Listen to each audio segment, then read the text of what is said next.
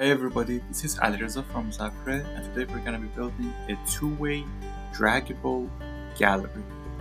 So as you can see, once I'm in the page, if I just click on this Open Projects button, I get this gallery right here, the gallery of images that I can click and drag using my mouse and move the gallery items around and see everything that's inside of it. And each gallery item itself will be moving around a bit, giving this nice feeling of floatiness to them, so that they seem alive and they pop up. So, and we can just close it by hitting this button and then go back to how they were before. And it works with touch as well, so it works just fine on mobile devices. So let's get into it by starting a simple, completely empty Webflow project. We're gonna just start this project by adding a section as usual, and then we're gonna be adding a div inside.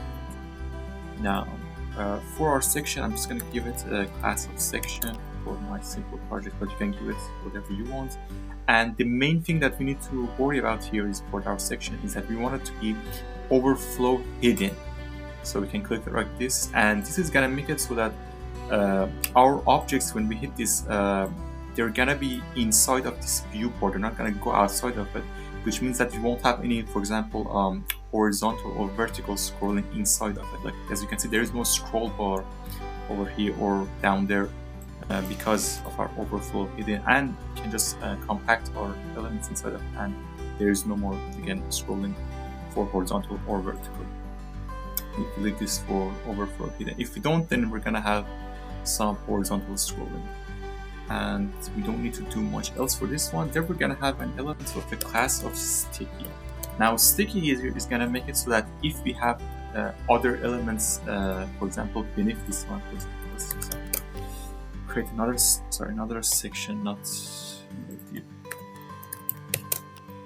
So let's just create this one. Let's just put some content inside of it and some content like this.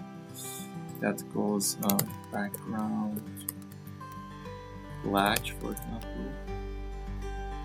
We give it a completely dark background, and we give it 100%, not 100%, 100 view height. Now we're gonna get this area right here where we have this, and our section is gonna be on top. The way this is gonna work is that once we have our a sticky right here, we want it to stick to the top of the current section that it's in, so that when we do eventually click over here and it opens, it's all gonna be inside of this one section. It's gonna work properly. So we give it a position sticky as its name suggests, and we give it top 0, left and right 0. I guess, yeah, left and right at 0. And yeah, now we have this one. Okay. So for our actual content that's going to be inside of it, there's going to be two phases to this, right? There's the first phase where all of our elements, our images basically, are inside of the this div right here, and they're all like compact and gathered together in one place. And there's going to be a phase when they're going to open up like this, and we're going to be able to see the whole thing. So for when they're completely closed and in the first default form or phase, we're gonna have two things that we need to take care of. First thing is this button right here. That's the easiest part that we need to create. So it's really easy for this one. Just go and add a container. Just give it a class of container, and just give it a height of 100%. Also, our sticky, I believe, should also have our sticky should also have a height of 100 view height, so that again it's just always gonna be taking up the full view height. It's not gonna go over that. Like we can drag and move around, yes, but our viewport is just gonna be that. Our sticky is just gonna be that part of it. It's 100%, 100 of the view height. And yeah, we add our container, and then we add another div inside of our container to actually store our button inside of it. We can just call this one, let's see what I called it before. By hitting inspect, I call this one button wrap. We can just work with button wrap.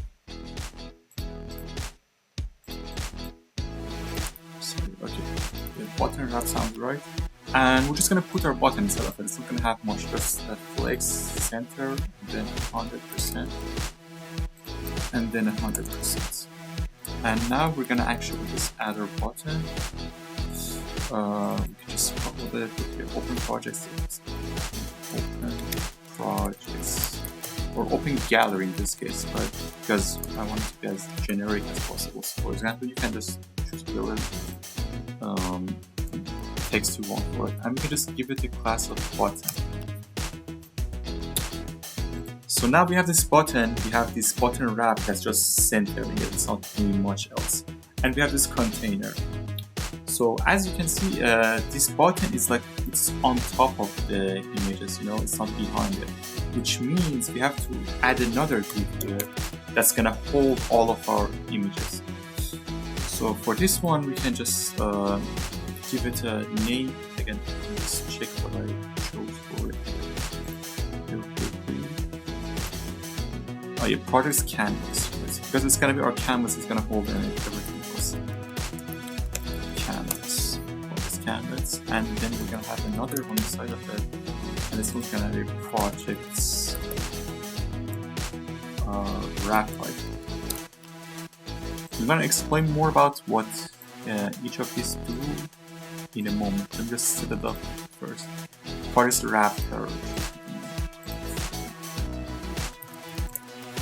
Yeah.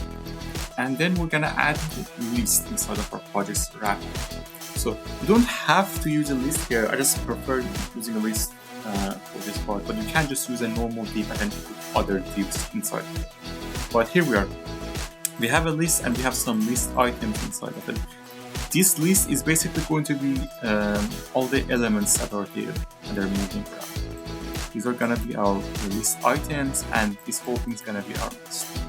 We're gonna have 3 separate lists here, but you can do the same thing more or less with just one. I'm just gonna be using 3 separate lists. For example, some of your images may be look different, some of them may be related to different kinds of projects, for example. That's what having multiple lists would be really awesome for. So yeah. Okay, let's just add some styling here before we move on any further. For this one, we're gonna have a position absolute, and we want to just go and take up the whole thing. Like so, and then we're gonna have this one. This one's also gonna be position absolute. This one's gonna be the div that holds our list. Again, we're having 3 lists here, not just one. So this is going to be holding our list, and we're going to be giving it a width of 288 view width, so 277 view width, and a height of 208 view width. So why am I picking these numbers? What are they for? What do they mean? Basically, we need enough space to be able to actually create this and have, you know, all these elements inside of it. And if I hit inspect right here, can see that the project wrapper, and go to compute it, it's got all this space inside of it, which is multiple times my own monitor's width and height, so that I can put all of these elements inside of it. If it's gonna be smaller, then it's gonna be harder to put these elements inside of it. You can pick a bigger number if you have more.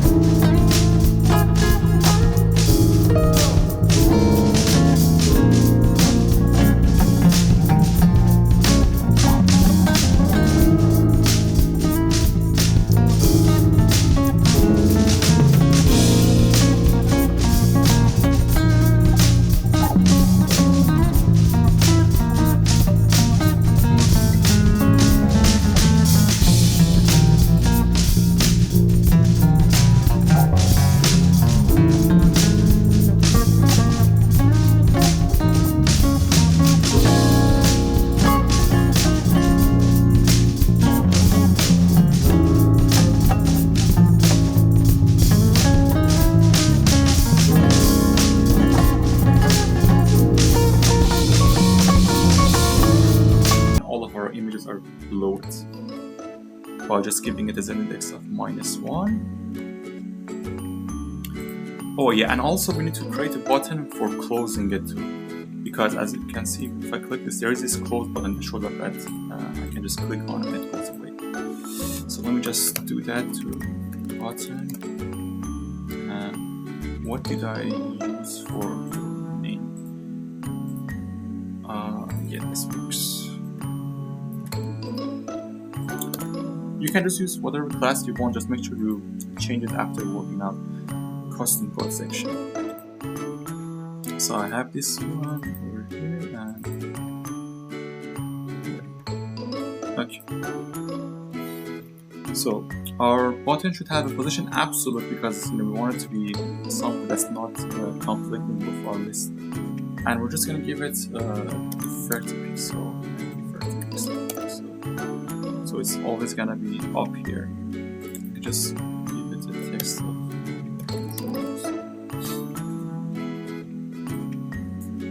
okay. I should also give it a higher Z index, so there's not any the next issues. I'm just gonna give it like a 10, a pretty high value. And yeah, okay, so let's continue with our list here. Our button here is done, and our container is done as well. We just have our canvas, projects, wrapper, layer, and all this stuff. So for our layer, for our layers items, we're gonna give them a class of layer item, our list item, and we're gonna add some styling to them. So let's see, what styling do we give them here? Let's just for now give them an image inside of it. We can place our image in there. Right. Okay. Now here's the thing, for this part, for giving our layer items width and height, I have used code right here for the CSS code. So we're not going to be directly inputting them using Webflow. Instead I have the code right here. But if you want, you can just manually enter them. However, keep in mind, in order to do this, you need to use a class. Like you have to, for example, go, let me just close this. You have to go like first or something, and then give it a height and width and stuff like that for it to actually properly work. But in order to not write like 20 plus different classes, I just use CSS selectors, and I can just go first layer item, second layer item, and so on until I have all of them. And I give them the proper height and width. I'm going to talk about the code right here in a bit. Just I need to finish this part out before I can do that. So let me just close this. I should also give this one a close, but it already has that, so there's no point to doing that. And now we can just create a bunch of these. It's 1, 2, 3, 5, 6, 7, 8, 9, 10, 11. Just create another one. And another. So for our first one, I'm gonna give it a class of is first, and all I'm gonna do is I'm just gonna make it so that this one has a higher Z index than the other ones. And for this one, it's gonna be is second, and I'm just gonna give this one a Z index of 1. And for this one, it's gonna be is third, because it's the third one. I'm just gonna give the index of 0. So this one's on top, this one's middle, and this one's the bottom one. And yeah, so just created all of these, and see everything fine.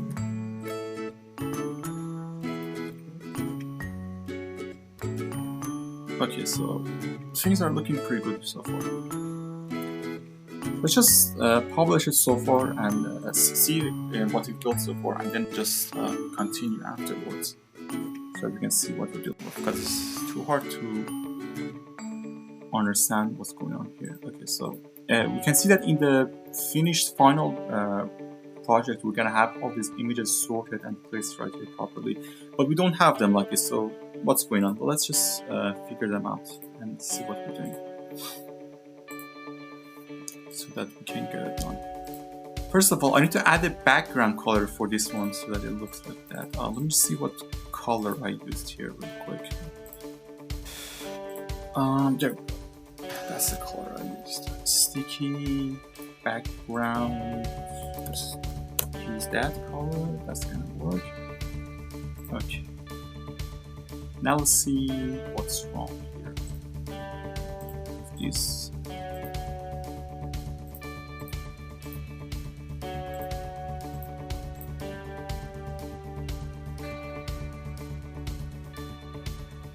Okay, alright. Each of these items should have their own position absolute, not, yeah, that's what I forgot.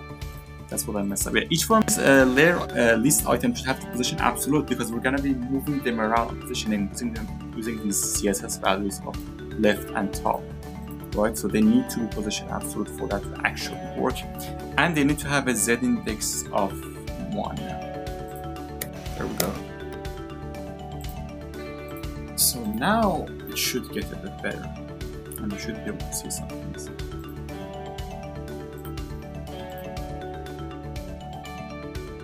Okay, so we can see that we have our background that's changed, and I can see this part right here. Let's just open up our gallery.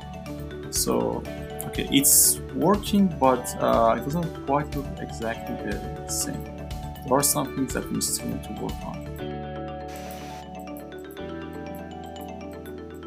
I believe, yeah.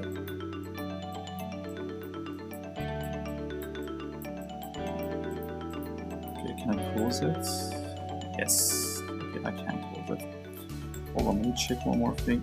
If I scroll and it does close. Okay, so it seems like we're almost there. We just need to work on it a bit more and see what else we need to do here for this to work. So open gallery, projects, let's see. Missing something over here. So here's what happened. I finished working on it, and here were the problems that I'm making it so that it wouldn't work as we wanted to. So the first thing that I did to fix the issues was that I need to give a class to the images that are being displayed inside of our layer item, and we need to give them a width of 100%, height of 100%, and a display of block. This way they're gonna be showing up properly.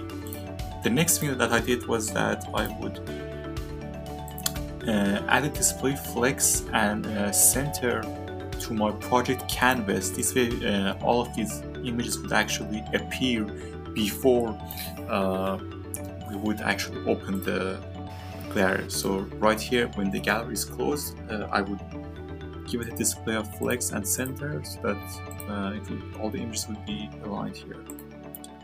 So yeah, that was about it. We have our Webflow /HTML and CSS stuff right here done. There isn't much else to do. So yeah. Okay. So yeah, let's just do a quick review before we move on to the custom code section. We have a section, we have a sticky inside of it that has a position of sticky. We have a container just to hold off our main content, and we have a button inside of it. Not too much to explain here. We have a project canvas and we have a project wrapper inside of it. These all have position absolutes, and this one needs to have a Z index of -1 and a display flex and an alignment of center for both X and Y for it to work. And we have our layer. We have multiple layers here, but you can work with just one. And we give it a list style of none, and we give it the spacing of 0 for margin and padding. And we make the position absolute, and we make the first one have 2 Z index, second one 1, and then third one 0. You can do it in the reverse order as well. That will work. It's it doesn't really matter that much how you do it. Just make sure that one of them is the top, and then one's the middle, and then one's the bottom. And if you want more, you can just add another one like this. Just give it a 1 like so 4, and just give this one like a -1. This can work too, but in our example we don't want to do that, but we can do that just to keep going and add more layers. And each of these layer items needs to have a position of absolute, and inside of them we have images, and these images have a size and height of width and height of 100% for each, and they have a display of block, And I also changed the images so that they're different, they're not all the same, because we copy pasted them. And yeah, we publish this. Now we can check it and see if it's working. Probably, and we see that it is working as we expect it to. And we can close it, and yeah, these are as they should be. One cool thing here, if I'm over here, right, like I'm scrolled down a bit, I'm not over there, I can just click on this and it's gonna scroll the user up so that it's gonna open properly. And I'm gonna close it. And if I have my projects / gallery open, I can just click on close it I can just scroll down and it's gonna close it automatically, and I can scroll it. So that's a neat little thing we have here. Right now, we have basically got all of our Webflow stuff done, and I talked about the custom code I was gonna talk about later, and here we are now. So you're gonna be giving a pointer events of none to our projects wrapper. This is gonna make it so that when we click, when we try to drag using our mouse right here, it's gonna be using the lists, the layers, and it's gonna be using those for dragging them, like these ones. Sorry, not these ones. These ones, the layers, right? So, for example, if I just get rid of it, let's see what happens. I'm gonna just go over here and where is it? Pointer events. Okay. Let me just make sure I close these. Open you up. Button wrap, nope. Okay, here we are. Our pointer events. Okay, now it's using the UL to the list to figure out how to drag them, our code algorithm, right? But we need to make sure that this one has a pointer events of none for it to work properly. Try this. Yeah. Oh, okay. So yeah, that's for that part of it, and why that's there. Then we can just use these ones, these CSS selectors, to tell the code where each of our items should be placed on the screen and how much width and height they should have. You can just play around with these numbers, change them to how you like them to be. For example, if you think one of these, like this one, for example, is too straight, it has too much width, you can just reduce the width for it. So I can just click on it and find out 20 is and just change that one inside my code. So yeah, that's about it for the CSS part of it. I'm just gonna save that. Now for the JavaScript code, I'm not gonna explain every little thing of how this code works, but basically I'm gonna give you a general gist of it, because there's a lot of code here, as you can see. It's like hundreds of lines of code. Basically our code tries to figure out when the user clicks on this open gallery, and then it moves all of these items to their appropriate place. And you can change that just by changing the CSS value. You don't have to use the JavaScript for that. But if you do change it for the CSS value, you need to come over here and change it in this function right here, so that the items are all placed in their appropriate space when we close. Alright, so what do I mean by this? Basically, you have a default position for these items that we set them using the CSS. So these lines of code. And when we load the page, we're gonna be using transform property to move these items all inside the center of the page, right? So they're all like placed on different parts of the page, and we're gonna be using the JavaScript code right here to place them all on the center of the page, right? So far so good.